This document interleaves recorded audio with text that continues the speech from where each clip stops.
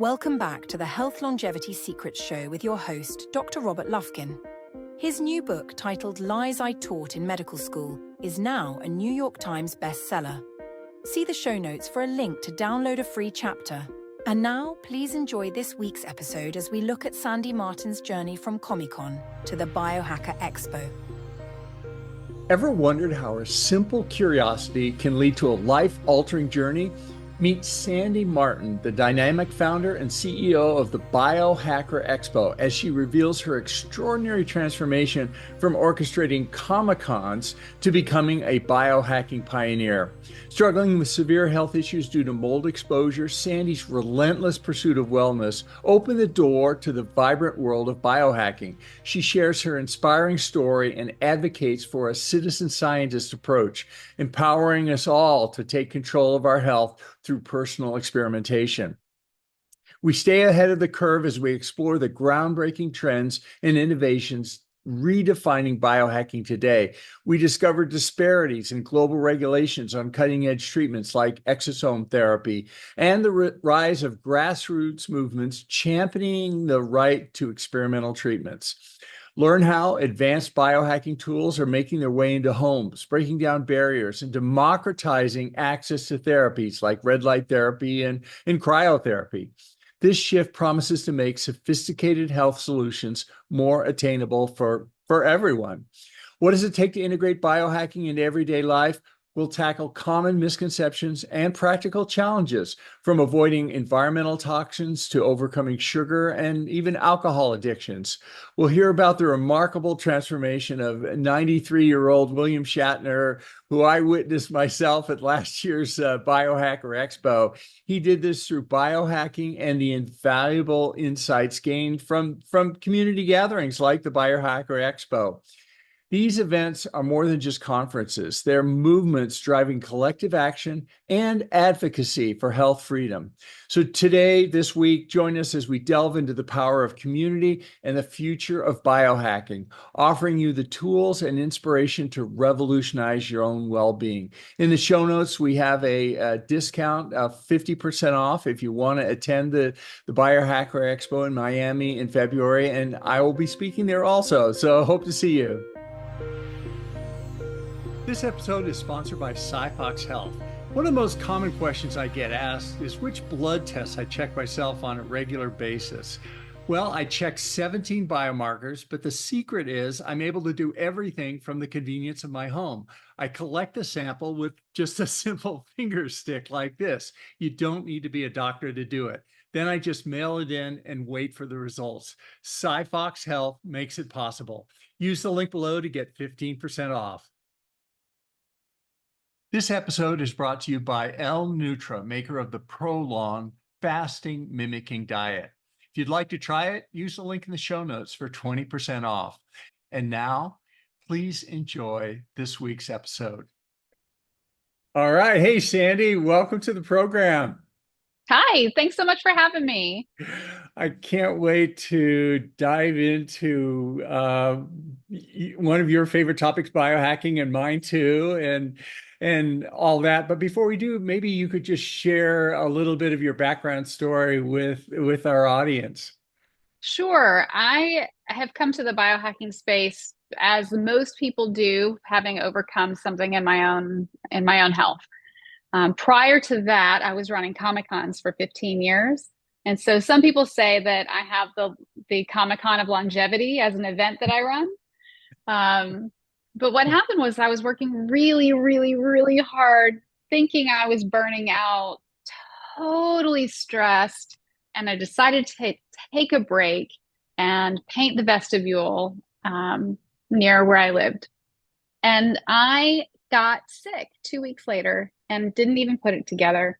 But my sick was like confusion, brain fog, just exhaustion. It felt a lot like stress, a lot like chronic fatigue, a lot like depression. But I loved my life. And I couldn't figure out how all of those things could be happening when I loved my life. And so I got really curious. And then The brain fog got worse, the fatigue got worse, and I spent 6 months trying to figure out what was wrong. I was misdiagnosed 4 times. I was prescribed 3 pharmaceutical drugs, one of which caused me to have suicidal thoughts for the only week of my life. I discontinued it. And I finally came through the other side because Dave Asprey shared his journey about mold and what that had done to his life, what that looked like on a brain scan. I'd had a similar brain scan. And so that was how I figured out maybe that was me too. And so I went and got a test for that, found out I did have dangerous levels of mold in my body. And once I had that information, even though I had been biohacking because I'd gotten curious in those 6 months, I hadn't really gotten better. But once I could detox, then it started to work. And so I had to give myself some time and space to heal, and then I could start to rebuild. And as a result of that, that even took a year and a half to get back to what I would consider a healthy state. And once I did, I realized that everything I knew about running events could be put towards really helping people feel better.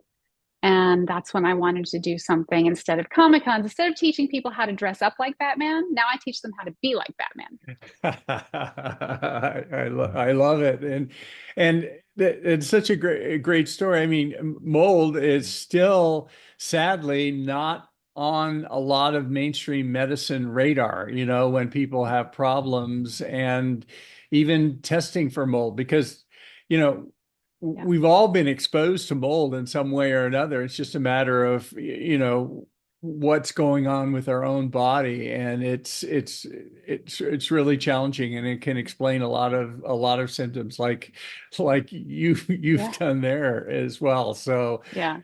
I'm glad that you came through it, and I'm glad Thank you. you're focused now on biohacking. I mean, we hear the words biohacking a lot in the world, and you mentioned Dave Asprey. Such a nice man. I just went down to his home in Austin for a while, and we had a great interaction there, talking a little bit about biohacking. But maybe you could share what is biohacking? What does that mean to you? What do you think of when you think of biohacking? Yeah, I think a little differently than most people.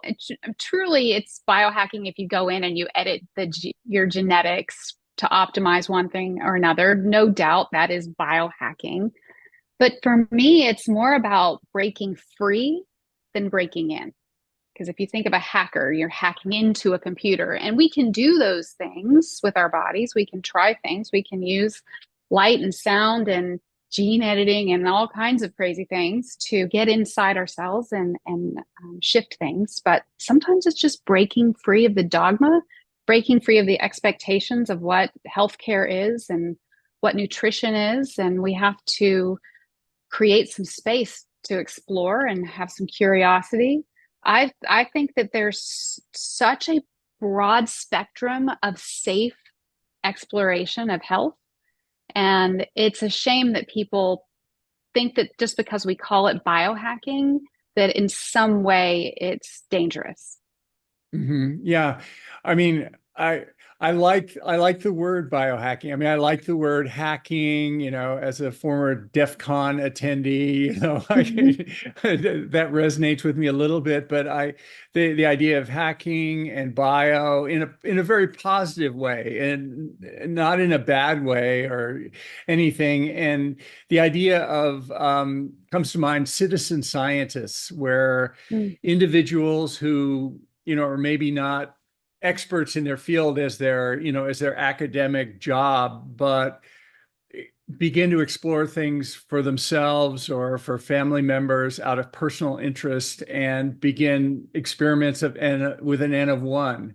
And and those can be Yeah. truly revolutionary. I think some of the best ideas that come from people who are thinking outside the box oftentimes, and that aren't aren't directly, they don't know what they can't do, so they ask questions on what they can do, and it's really exciting. So, and you're spending your full time now working in this area, correct? Yes, that's right. It is. It's all consuming too. And what's great about this time we live in is that we're kind of like work hacking too, because I couldn't have done this by myself to launch that first event, Biohacker Expo, without a team, with if it wasn't for AI. And so AI is going to help us understand our bodies even more than it helped me understand how to put an event together by myself. But yeah, it's me and an assistant now, and I'm traveling to other events to get ideas and connect with people and find out what the latest trends are and what I can do as an event promoter that helps connect these solutions with the population of people who need them. Because it's always a little um, it's interesting because you can't just go on their website and find out what they're doing because the FDA bars biohacking companies from making claims about their products. And so it's only inside of events when you talk to people one to one are we free to say what happens. You know, what really happens when we use red light? What really happens when we get in a cold plunge? What does this supplement? What can we expect it to do for us? It's not on the label. It's not in the packaging. I remember when I first got into this, my mom was like, well, why don't we all know about this? And that was a really big question I had to answer. Why don't we all know about this? Why is this so new? Why do I have some sort of information no one else has? And it's because the government bars companies from saying anything.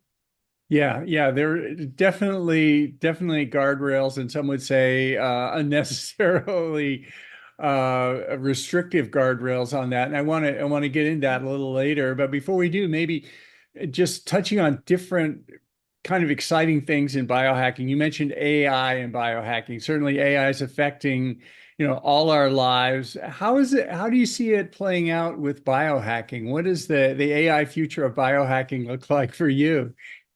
Well, if we take like Brian Johnson as an example, he's got all of these tests he's running to, they say he spends 2 million a year to optimize his health. I think the truth is that he probably spends a tiny fraction of that to optimize his health, but he's spending the bulk of that 2 million every year to measure what he's doing.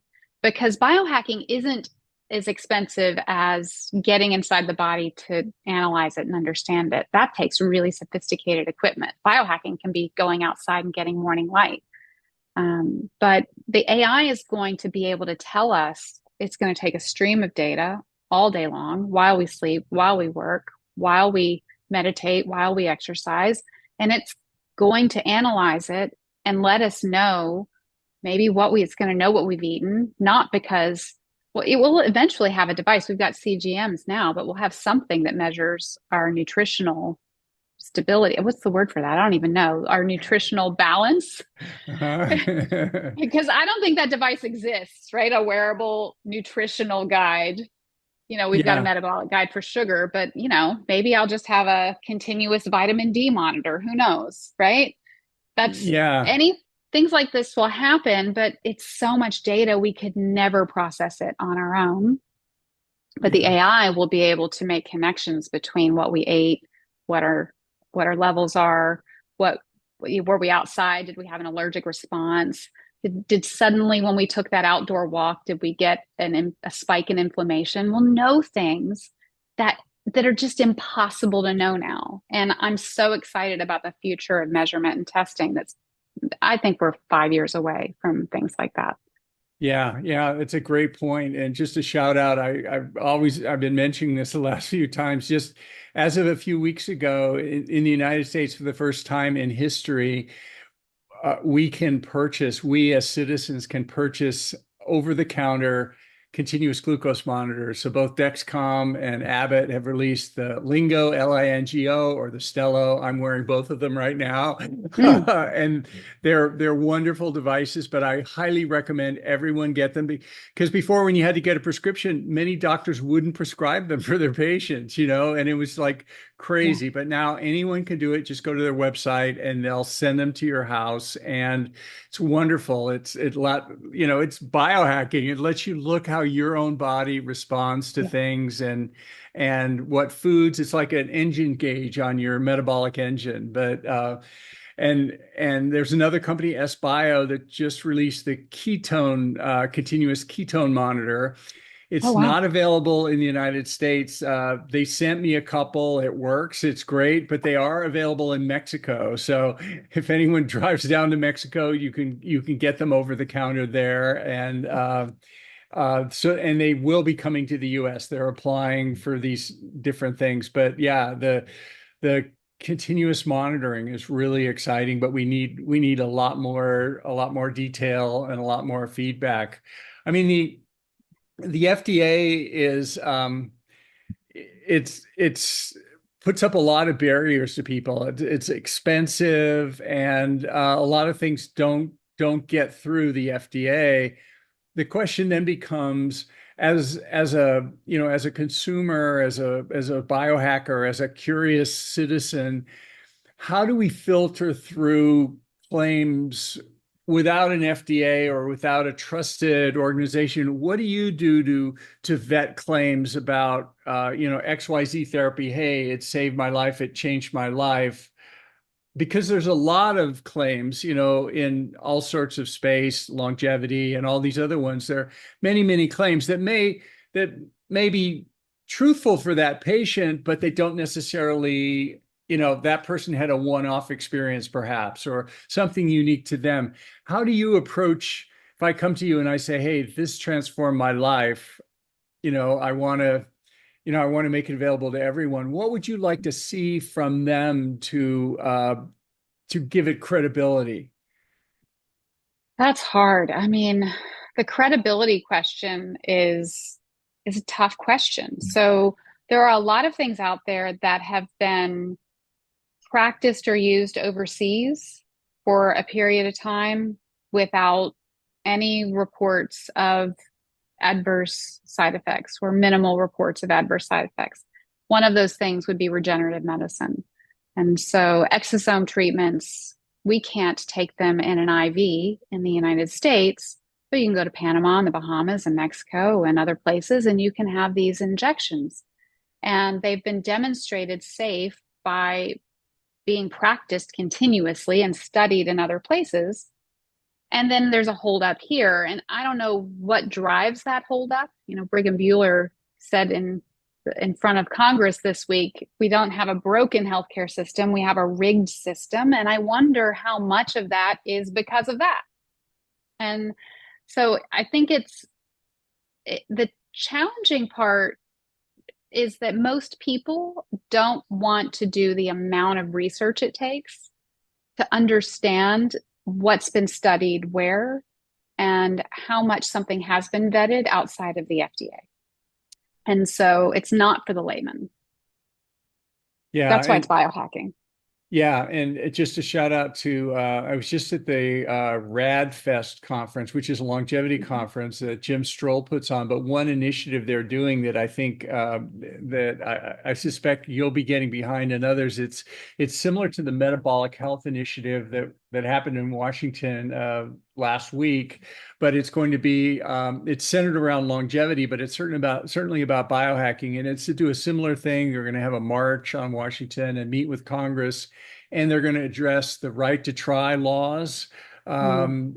and exosome laws, stem cell laws, and try and make progress there. And it certainly would apply to biohacking. So I imagine there'll be a lot of the biohacking community will be involved with that, and that's a very exciting trend. We're seeing that these interest groups that are interfacing one-on-one with our political representatives, which is really exciting.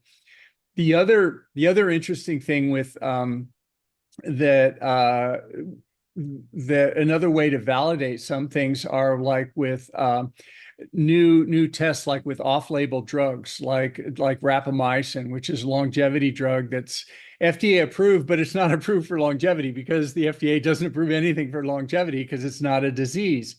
But so you have a bunch of people, like literally thousands of people taking this drug, biohacking, if you will, for longevity. So what's happened is there are now organizations that are getting together, again, citizen movements, where they gather people together, and they gather thousands of people who are taking rapamycin, and they do self-reported studies, and there's a dog aging project with Matt Caberline and other things, but that could be a model for other new biohacking experiences where people just get together and say, hey, I don't know if this works, but here's 1,000 people who tried it. These are the side effects. These are the benefits, and something like that's claimed. So that's good. So yeah, AI is definitely going to be wild. What other things do you see are the shining lights in the biohacking space that you're particularly excited about that we can look forward to? So my excitement revolves around disruptive innovation. And I look at the landscape of biohacking tools and I see everything moving into the home. And so right now we're at a mature point of the biohacking market, which seems strange to say because it's such a small market. Like the US healthcare system spends more on advertising every year than the biohacking industry is in size. And so the biohacking isn't yet $2 billion dollars a month in revenue. And that's what the US healthcare system is spending on advertising. And so it's really a small industry, but in terms of biohackers, it's a mature industry of these early adopters. And it has to get out into the public if we're going to really shift people's health. But going into these clinics with these giant $200,000 cryo machines and the saunas that are 30 grand and the VO2 max systems that are 30 grand. And, these things you have to go into a clinic in order to get this level of light therapy, PEMF therapy, cryo, et cetera. And it's really sophisticated equipment and it's wonderful and it's helping people. But people who don't feel good don't want to walk into a place that is so trendy where they don't perceive it as for them. And even, might struggle to leave the house. When I was sick, I couldn't stay awake past 7 o'clock at night. I certainly couldn't go into a clinic like this. And so a lot of that stuff, you could lie in a giant red light bed, get it all done at once, or you can have a portable at-home unit. There's one that you can use in a bathtub that costs about $550. You can just put it on your chest, put it on your leg, put it anywhere you want. And that's a great time because you're doing something to feel good. It's good in an Epsom salt bath. You can stack your therapies. My favorite one is the Lumaflex. And you just get the treatment you need. And, instead of spending $250 a month to access a red light bed somewhere else, people are willing to spend $500 to do it at home. And then if you have a few things, maybe you have 3 really effective things at home, a personal sauna, maybe a chiller for your tub so that you don't have to port ice around and you don't have to get into a cryo machine. These are easy things. The chiller for a tub might be $600. A sauna might be $1,500 and a red light's about $500-600. Well, that's what people spend a year to go to a med spa for unlimited treatments.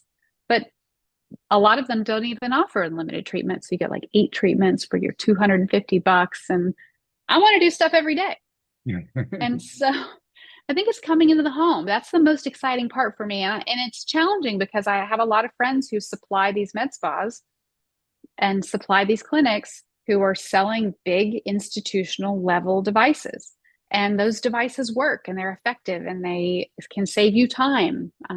But you have to drive 20 minutes to get to a place to do 20 minutes of therapy and drive back home 20 minutes. If you live in a place like Louisville, where I live, where everything's 20 minutes. In LA, how long does it take you to get to a clinic? 20 minutes. Everything's 20 minutes here too. It's just, it's only, half a mile, but it's 20 minutes. But yeah. And then in that same line of thought, I think that the testing for supplementation is going to really take off in the next few years. The tests are getting better. And so being able to shift multivitamins from a generic stack that is one size fits all, I don't even take those because they seem to never make me feel good. And I'm waiting for that formula that really gets to what I need. And there are a few companies now that do that. I think Biome even has one version of that. Bionic and Routine, they all have versions of this where you subscribe to testing and then get your personalized supplements. But I think that just knowing that, going back to continuous blood glucose monitoring, that plus Function Health, which is $500 a year for testing all year long, even if we're not personalizing our supplements, if we can gauge progress, then we can really start to take matters into our own hands and take control over our own health. Yeah, what is the demographic of biohackers today? Is it basically one group, or is it all ages? Is it all walks of life? Who is the average biohacker? Or is that even a fair statement to say average biohacker? I think it's not exactly fair to say average biohacker. We like to think of ourselves as uncommon. But I do think it matches the early adopter profile. So it's people who are a little more apt to to have an Apple Watch before anyone else. The person who had the Fitbit before anyone thought it was reasonable to count steps, right? These are the people who are most into biohacking and people who are interested in optimizing their performance. So this is CEOs and entrepreneurs and athletes. Anyone who really needs an edge in performance is interested in biohacking and ahead of the curve. Even people who need to look younger, so celebrities in Hollywood, are biohacking because it does so much for the skin to be healthy on the inside. Yeah. So, what is the biggest pushback, do you think, that's limiting the wider spread of kind of the biohacking ethos among everybody?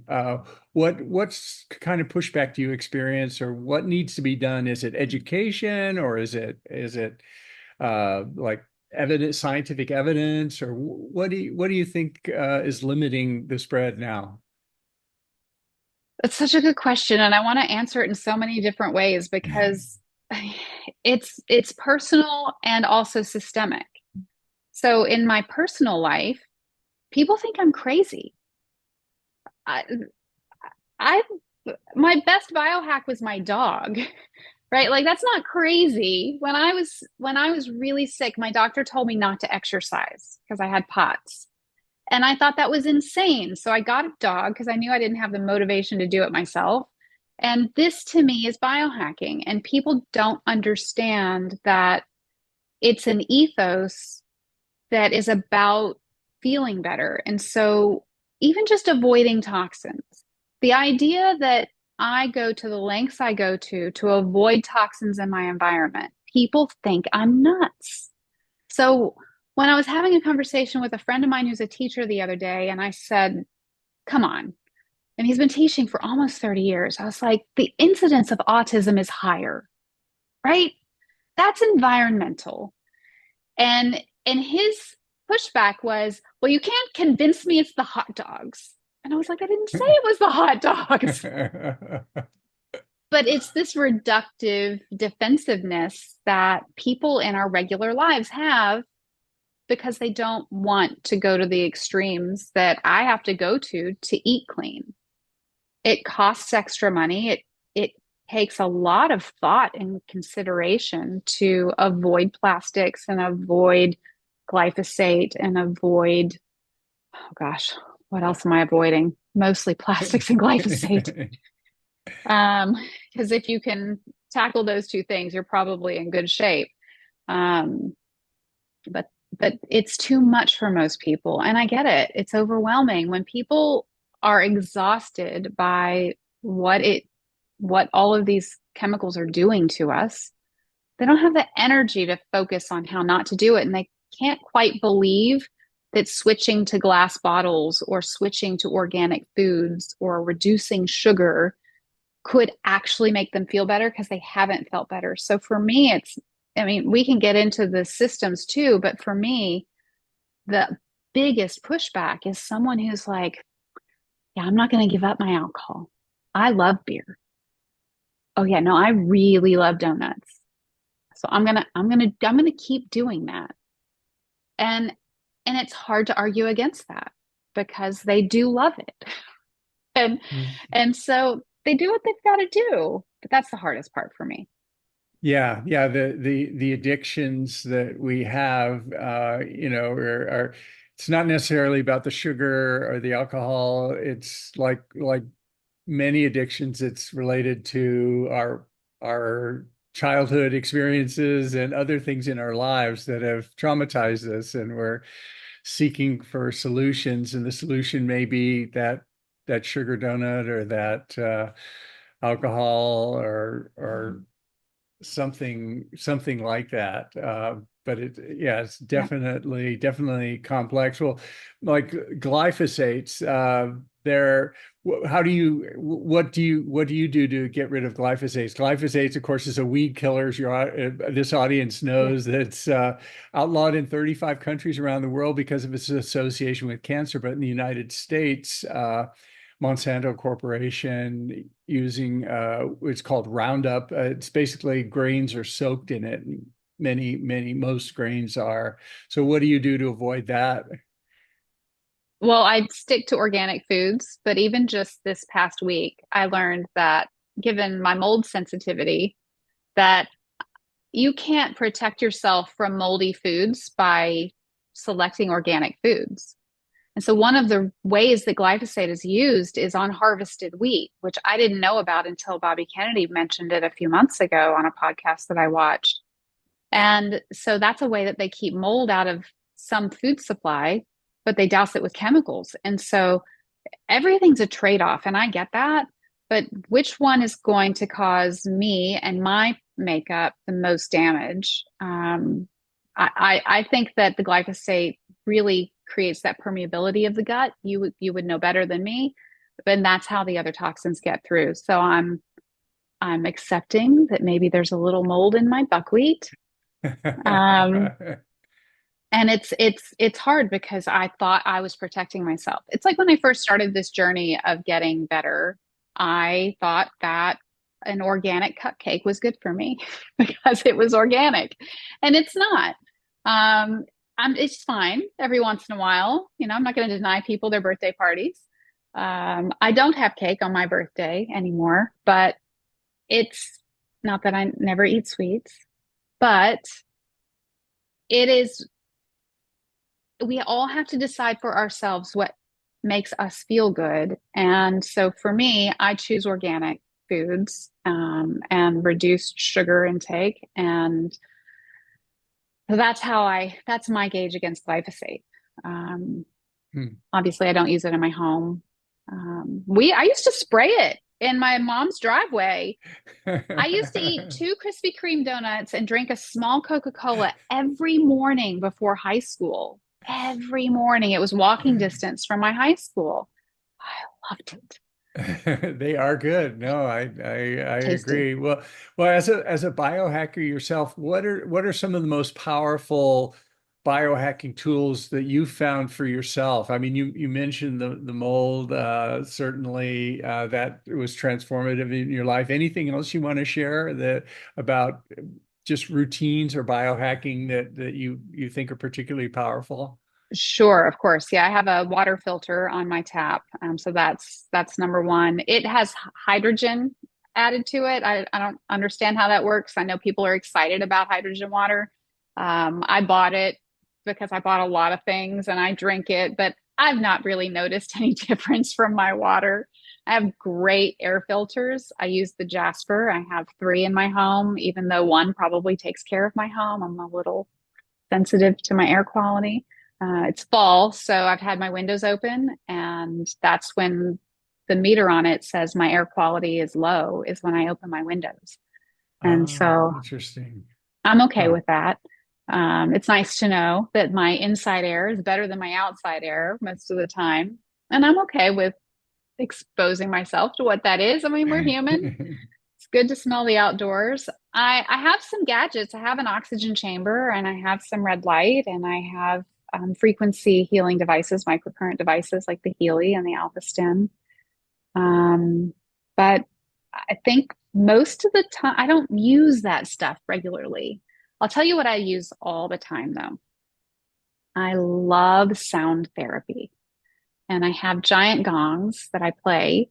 And I love the way it feels when you can feel the sound coming off the gong. And this might be a little crazy, but I'm trying to heal my dad's neuropathy. And I've built a sound chair that I put in his home that is not what a normal sound chair is. Normal sound chairs give you sound in the ears, and then they have vibration transducers on the body. And those will enhance lymphatic drainage and circulation, but they will not penetrate the bone marrow. But sound does. Sound penetrates matter. And so I'm pumping frequencies, low frequencies that have been associated with stem cell proliferation in the body, into his body with these sound chairs that I'm making. And so that's the most exciting thing that I've done lately. Oh, nice, nice. Are there any, like, you mentioned several things, but are there any things that you absolutely do every day that you feel make a difference? Any things that you try to do every day? Breath work is really the only thing that I do most consistently. And I'll chant. I do Om chanting to raise my HRV. That is, and the Apple Watch gives an HRV reading. And so it samples my HRV throughout the day. And I'll notice that I have like a 20, which is terrible. And I've known for a long time that HRV is what I struggle most with.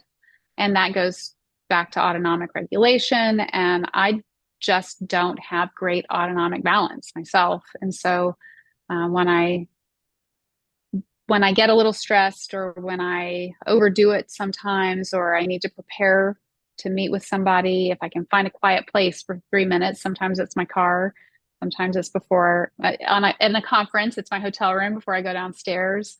I'll Om chant for 3 minutes and get my HRV up to a 60 or a 90 just from chanting. And that's the thing I do multiple times a day, every single day. Wow, wow, that's really powerful. That, And I love things that are free. yeah, yeah. Well, even I mean, the Apple Watch is wonderful technology, and even the now most smartphones will at least will have step counters in them, so that everybody, if they want to start small, they can do, count their steps, Mhm.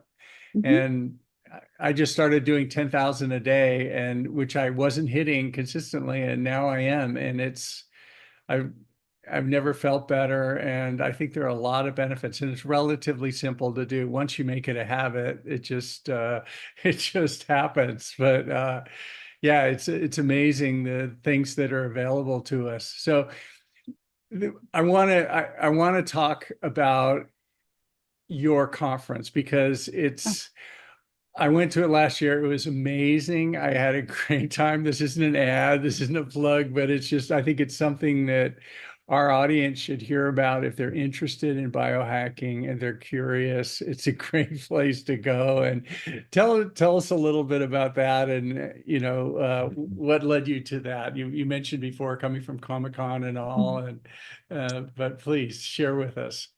Yeah, thank you. And one of the things that was so fun last year was that we had William Shatner getting biohacked on stage. And he's just so funny and so curious. And so we had a great time with that. I And still he, try to, oh, yeah, go ahead. sorry, I did just interrupt. He is 92, I think, is He's that 93. Yeah. 93? And the man, doesn't look it at all. He's a model for all of us. It's such a nice man, and such a good example for what biohacking could do, for sure. So sorry for the Well, interruption. no, I think that's great. And I think we changed his life at that event, because he was struggling with his shoulder. And when you have trouble moving part of your body, you start to feel old.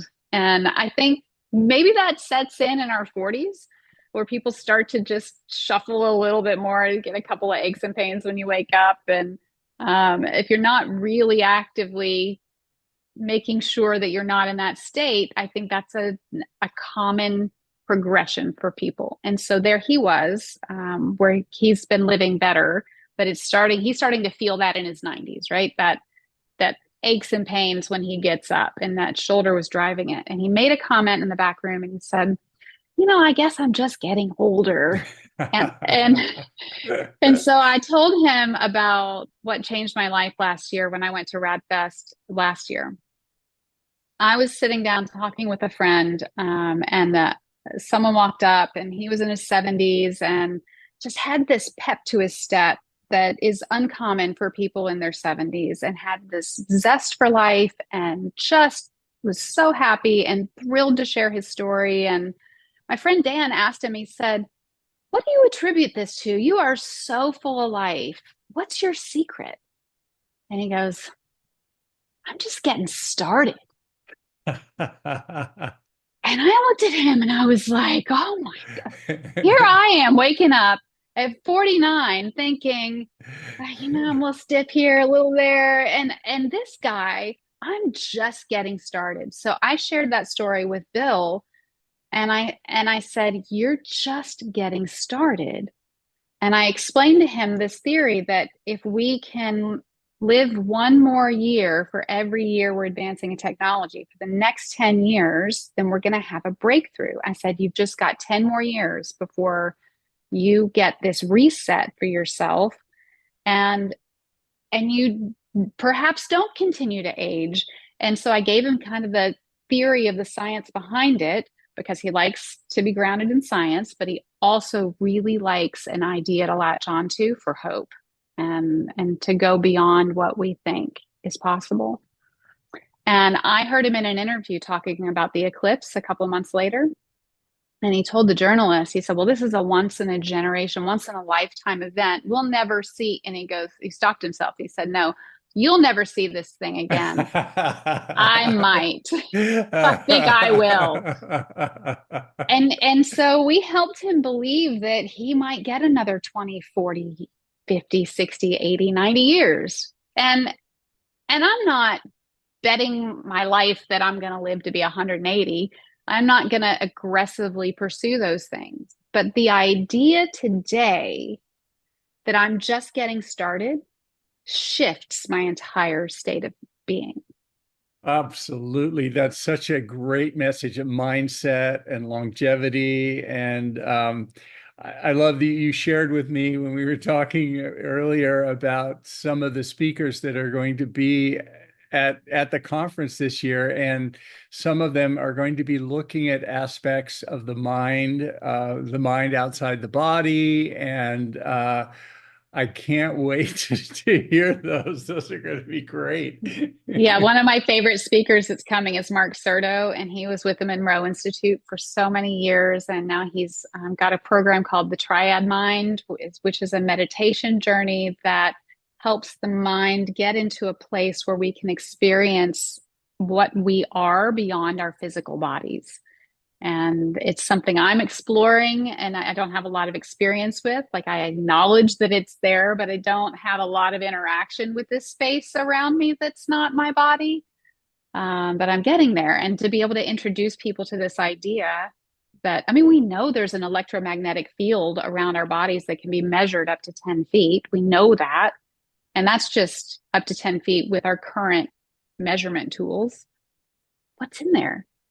Yeah. It's got to be at least as interesting as what's on the internet, right? Yeah, maybe share with our audience what the Monroe Institute is or was, if you could. Sure. It's fascinating. Yeah, so Robert Monroe became famous for his travels outside of the body, and he created the Monroe Institute to study that technique that he happened upon. I don't know how, I don't remember exactly how he figured out how to do it, but he traveled the astral plane and had some fun outside of his body. But he also got recruited by the CIA to work on a project called the Gateway Experience or Experiment. I forget which one, but he trained the CIA how to do remote viewing, and that has been classified until just a few years ago. And so Mark helped to work on the audio tracks that get the mind into a state where you can have your consciousness leave your physical body. Not done it. Really hope to someday, but we'll see. Hopefully this spring, right?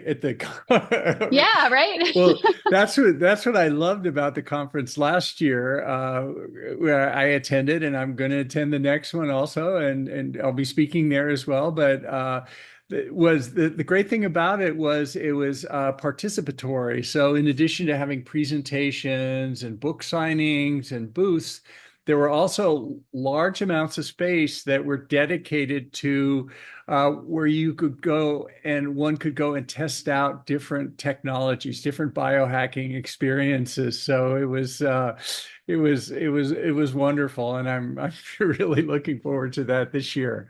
Thank you for noticing that and pointing it out, because I did that. I made sure that we would have a lot of experiential things to try, because I spent way too much money on things that didn't work for me when I was healing my brain. I spent $97,000 in my first year to heal my brain. And most of the stuff that I bought didn't work until after I detoxed. And so it's important to be able to try things like, brain tap. You can try it, and NanoV, you can try it, and the red light therapies, and we even had cold plunge and saunas you could get into. And we've got this great building that doesn't care what we do inside of it. and I heard a friend of mine told me that he was talking to someone who said, that event was a little more ghetto than what I'm used to. And I was like, that's right, it is. Because you can get in there and you can try stuff that you cannot try in a fancy hotel ballroom. And I really pride myself on bringing that experience to people. Yeah, it's totally. I mean, there are a lot of, there are many great conferences, and with the booths and stuff, you just can't, standing next to the booth and putting it on, and, it's not the same as maybe lying down for 20 minutes and going through a deeper process and a deeper evaluation of the technology. So definitely hats off to you for that. And the conference this year is going to be in Miami again, right? It is, yes, in Miami, February 28th and March 1st. Are you guys going to live stream it at all? Will that be available as an option for people? Yes, both stages, the main stage and the education stage, will both be live streamed this year. It was just the main stage last year, but we're expanding this year to. Oh, great. And so what we're offering is a membership. We've got talks like yours from last year online now with an AI interpreter of what you talked about, giving more background to it. And then we've also got a link to your book to get a free chapter. So we've taken the talks from last year. We've used AI to create biohacking guides that anyone can access now. And so we're trying to help people all year long. The biggest mistake I made last year was that I thought that people who were in pain could come to my event and feel better. And I found out people in pain don't leave their houses. And I should have figured that out ahead of time, and I just didn't put it together. I didn't leave my house when I was hurting, and I should have known better. And so this year, I think that, I like to say that the person who is going to love my event is the one who just started feeling better and can't shut up about it. Like, it's just telling everyone they know, you've got to try this, you've got to try that. You cannot believe how great I feel now. It's so exciting to feel good once it happens. I mean, I know you know what that means. I know what that means. There are people out there who just got like this little taste of, oh, you mean I don't have to limp when I get out of bed in the morning? Like, oh, I don't fall asleep at 3 o'clock after, I don't need that cup of coffee in the afternoon. Maybe it's because they're wearing red light glasses at night, red glasses, or there's so many things that people can do that hardly cost anything that just shift the game. If you can sleep through the night, like the difference that makes when you wake up. And so once people figure that out, and they start telling everyone, and their friends are like, enough already. Those people are the ones I think are going to love my event the most.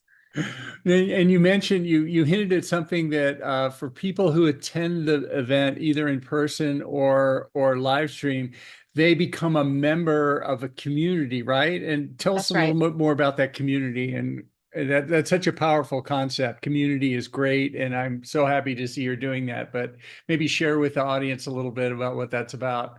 Yeah, it's all on the back end of the website. We can just use the internet to bring people together, where you can gain access to tools and information. You can start to interact with people socially. That part is growing. But being able to offer help all year long to the people who are interested in this, instead of just saying, we've got all of these things that will help you feel better, but now you got to wait 6 months to find out what they are. So we're trying to help people stay in the know and get whatever questions they want answered as they go along, as their journey progresses, and meet them where they are.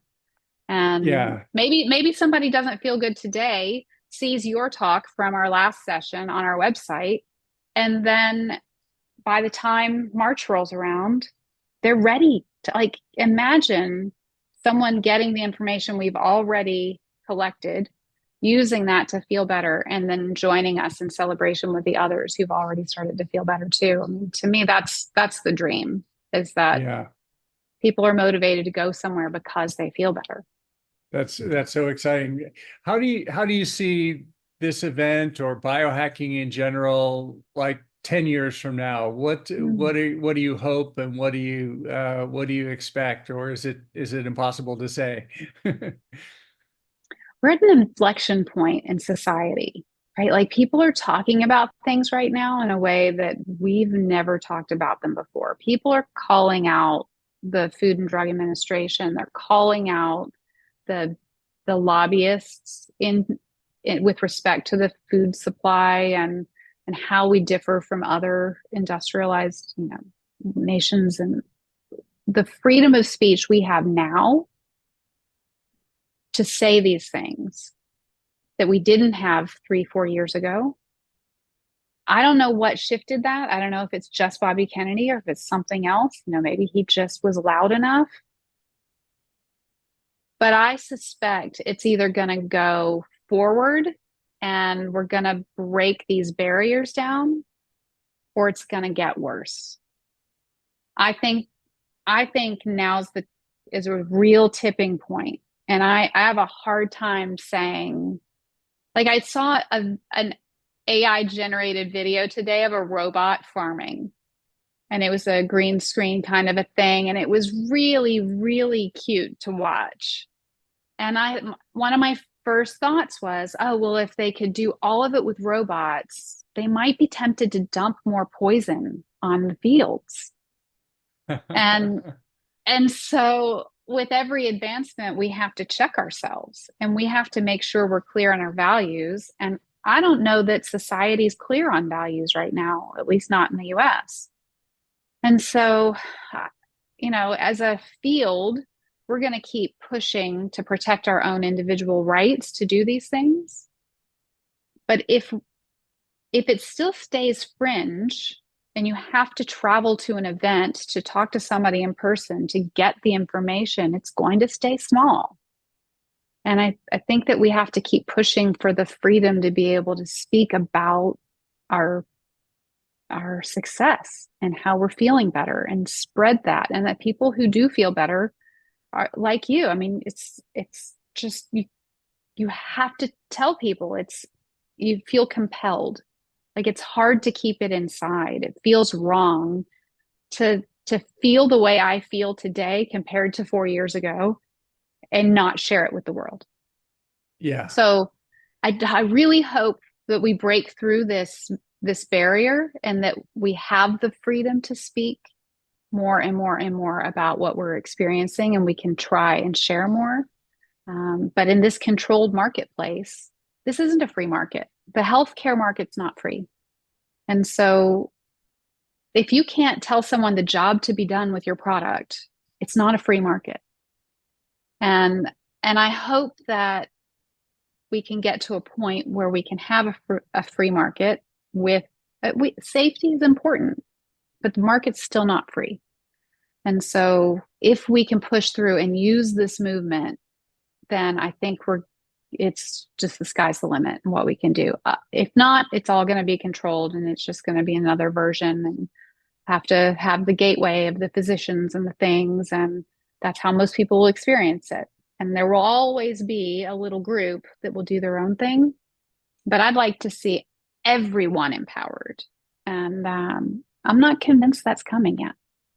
Yeah, I mean, this is such an important concept. Do you see your organization as having a role in political action? In other words, you have this community now. Well, do you see like have them automatically put in their address and their congressman's name will come up, and then they can send emails to them and basically be a voice for what you hope to do and actually move legislation based on this lobbying group, if you will, you know? Yeah, I'm going to say that's like next on the list. Like that. Thank you for that idea. And yes, that sounds like exactly what we ought to be doing. I feel like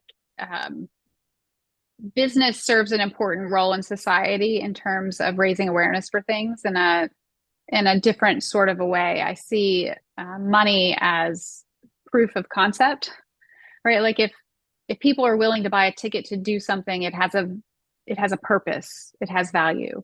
And so sometimes a letter to a congressman can help, but sometimes demonstrating that 1,600 people are gathering for something, it's not the Join the Resistance March on Washington that's about to come up that should have hundreds of thousands of people, but my 1,600 attendees, when people show up for that, it gets noticed. And so my goal is to get beyond the tiny community of biohackers and spread the word. And so I use this to get it to more people, and that's hard, but that's my guiding mission, is to break down barriers and put it in front of more people. And the more I do that, the more I'm called crazy. And I think that that's fantastic.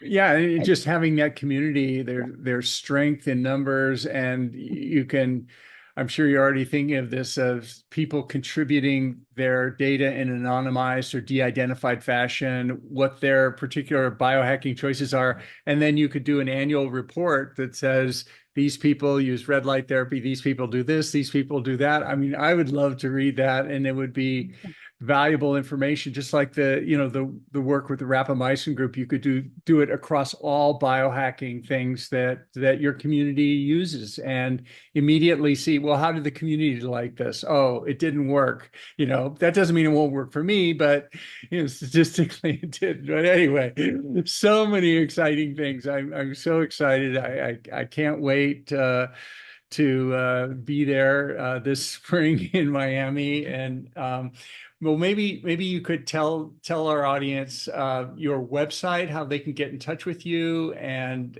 how they can register for the meeting. Yeah, thank you. It's biohackerexpo.com, and it's Biohacker Expo on social media. And you can email me. My name and phone number are on the website. You can just reach out directly. It's all good. I'm here for everyone. I hope that I have trouble picking up all the phone calls because of this interview. That would be the greatest problem to have, is that if people are looking for answers, they have somebody they can call and reach out to. I'd be happy to give any direction I can. Yeah, and so it's just such a great honor to be able to host this for people and to bring people like you in front of people to inspire them to change and feel better. That's like the best thing I get to do in life.